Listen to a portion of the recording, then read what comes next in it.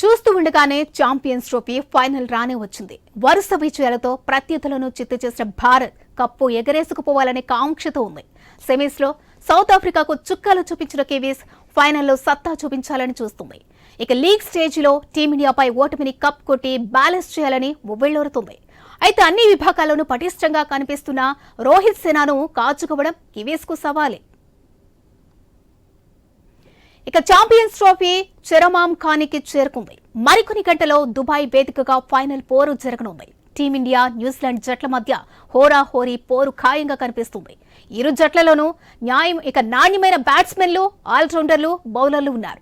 ఇక భారత్ విషయానికి వస్తే రోహిత్, గిల్, కోహ్లీ, అయర్లతో టాప్ ఆర్డర్ గా బలంగా కనిపిస్తుంది. ఇక మిడిల్ ఆర్డర్ లో అక్షర్, రాహుల్, హార్దిక్ పాండ్యాలు ఫామ్ లో ఉండడం కలిసి వచ్చే అంశం. ఇక బంతితో పెషర్ షమి, స్పిన్నర్ వరుణ్ చక్రవర్తి తమదైన శైలిలో రెచ్చిపోతున్నారు.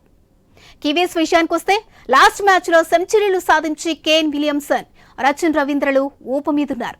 ఆ టీం ఆల్రౌండర్లో ఫిలిప్స్, డరెమ్ మిచెల్, ఫీల్డింగ్ లోనూ బ్యాటింగ్ లోనూ అద్భుతాలు చేయగల సత్తా ఉన్న ప్లేయర్లు.